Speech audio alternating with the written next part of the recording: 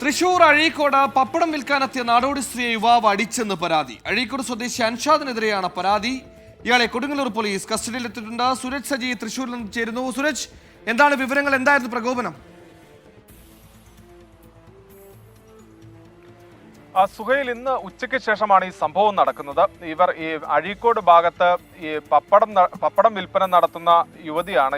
ഇവർ ഈ പപ്പട വിൽപ്പനയുമായി ബന്ധപ്പെട്ടുകൊണ്ടാണ് ഈ പ്രദേശത്ത് പപ്പട വിൽപ്പന നടത്തുകയായിരുന്നു. ഈ സമയമാണ് അവിടെ എത്തിയ യുവാവ് അൻഷാദ് ഇവരുമായി തർക്കിക്കുന്നത്. ആ സമയത്ത് അൻഷാദ് മദ്യപിച്ചിരുന്നു എന്നുള്ളതാണ് പറയുന്നത്. തുടർന്ന് യുവതിയുടെ കയ്യിൽ കയറി പിടിക്കാൻ ശ്രമിക്കുന്ന സമയത്ത് യുവതി ആ കൈ തട്ടിത്തെറിപ്പിക്കുകയായിരുന്നു. പിന്നാലെ അൻഷാദ് യുവതിയുടെ മുഖത്തടിച്ചു. ആ സമീപത്ത് തന്നെ നിരവധി പേർ, അതായത് നാട്ടുകാർ സംഘടിച്ചു നിൽക്കുന്നുണ്ടായിരുന്നു.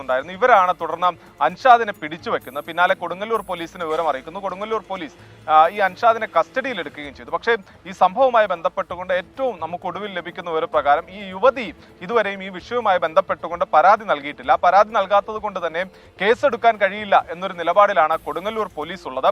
പരാതി തന്നാൽ മാത്രമേ കേസെടുക്കാൻ കഴിയൂ എന്നുള്ളതാണ് നിലവിൽ ഈ കൊടുങ്ങല്ലൂർ പോലീസ് വ്യക്തമാക്കുന്നത്. എന്തായാലും സ്ഥലം MLA ഉൾപ്പെടെ ഇടപെട്ടുകൊണ്ട് ഈ നാടോടി സ്ത്രീകളെയും അതുപോലെ തന്നെ കുടുംബാംഗങ്ങളെയും നേരത്തെ പുനരധിവസിപ്പിച്ചതാണ്. തുടർന്നാണ് ഇവർ ഈ പപ്പട വിൽപ്പനയും എല്ലാം ആയിക്കൊണ്ട് പ്രദേശത്ത് താമസിച്ചുകൊണ്ട് ജോലി ചെയ്ത് ജീവിച്ചു വരുന്നത്. ഇതിനിടയിലാണ് ഇന്ന് ഇത്തരത്തിലൊരു അതിക്രമം കൂടി ഉണ്ടായിരിക്കുന്നത്. സുഹൈൽ, ശരി, ക്രൂരമായ ഒരു മർദ്ദനത്തിന്റെ ദൃശ്യങ്ങൾ.